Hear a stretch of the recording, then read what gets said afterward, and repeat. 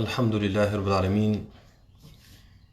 Wa sallallahu wa sallam wa baraka ala nabiyyina Muhammadin wa ala alihi wa sahbihi ajma'in. Assalamu alaikum wa rahmatullahi wa barakatuh. So brothers and sisters, our topic this week will be dealing with depression. And depression can be or has been clinically defined as a mood disorder that involves a persistent feeling of sadness and loss of interest.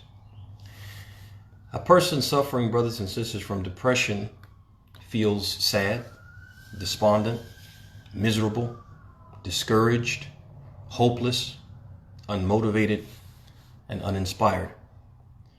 And these feelings may be brought on by both external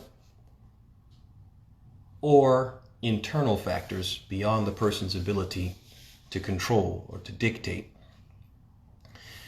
Question is it possible for a Muslim, whether fully committed or relatively non-committed, to feel depressed, to experience depression? I've heard many religious people say, no, if a person is depressed, then something is wrong with their faith.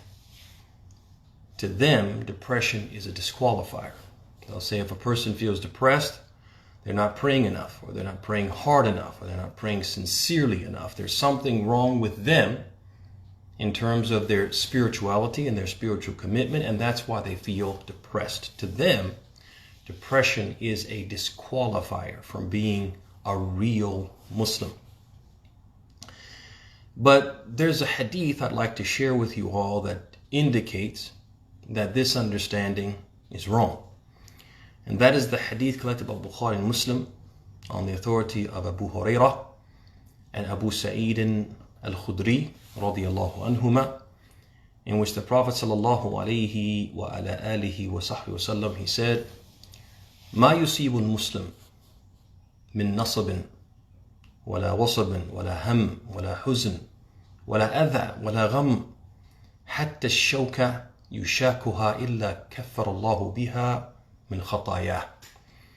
In this hadith, the Prophet sallallahu alayhi wa ala alihi wa sahbihi wa sallam, he said, no hardship befalls any Muslim, neither fatigue, nor disease, nor sorrow, nor sadness, nor harm of any kind, nor distress, even if it were nothing more than the prick of a thorn, except that Allah expiates some of his sins in place of it. I'd like us, brothers and sisters, to focus our attention on the words of the Prophet ﷺ, وَلَا هَمْ وَلَا حُزْن وَلَا غَمْ, nor sorrow, nor sadness, nor distress. It's clear from these words, in the context of the Prophet talking about a Muslim being afflicted by this, and the way that the Prophet worded it is it could happen to any Muslim, a good Muslim or a bad Muslim, a Muslim in the complete sense, and a Muslim who is less than complete in his Islam or her Islam. It is clear from the words that a Muslim can experience depression, because the Prophet mentioned words which are akin to what we're talking about. Sadness and sorrow and distress, feeling despondent. Everybody around you is laughing. Somebody said something funny, but you can't laugh, or you have to force yourself to laugh. You're unable. The situation would dictate that you would be happy, but you're unable to be happy. You're experiencing sorrow and sadness brought on by something external or brought on by something internal that you can't control, but you feel this sadness and you're only able to pretend to be happy, even though the circumstances would dictate that you should be happy. That is a reality. The Prophet is saying it can happen to a Muslim. It can happen to the best of us.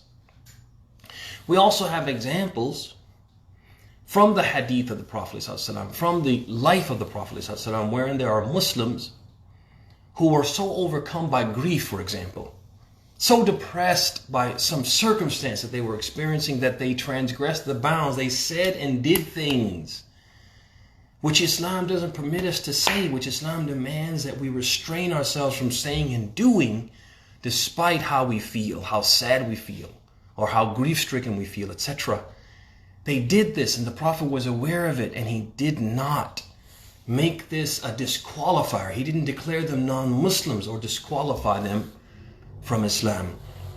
So the reality, brothers and sisters, is that depression affects people of all walks of life, and Muslims are no exception.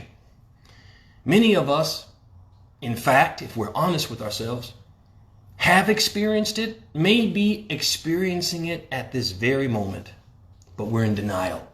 We prefer to suffer in silence, to say, oh, I'm not depressed. I don't even know what that is. I've never experienced depression. I've never been depressed.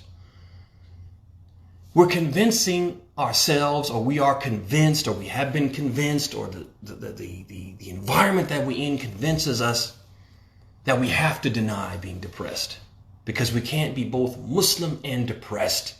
If we're depressed, if we admit it, then that means what? Our Islam is in question. The problem with this is that denial only exacerbates the problem of depression.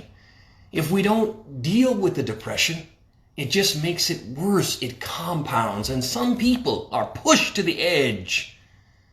Some people are pushed to the point where those thoughts of harming yourself become reality. So brothers and sisters, in order to rid ourselves of depression and its symptoms, we have to face it. We have to face it head on. And this is what our religion actually teaches us to do. It teaches us not to deny it, but to face it head on. And inshallah ta'ala, this week we'll talk about some of the means and some of the methods and some of the ways that you and I, that we as Muslims experiencing depression, can deal with depression. Until then, brothers and sisters, as always, we ask Allah subhanahu wa ta'ala to bless your houses, to bless your spouses, to bless your children, to bless your sources of income and livelihood, to bless you and make you blessed wherever you may be, to surround you, to shower you with His blessings, and to surround you with His protection. هذا وصلى الله وسلم وبارك على نبينا محمد وعلى آله وصحبه أجمعين. السلام عليكم ورحمة الله وبركاته.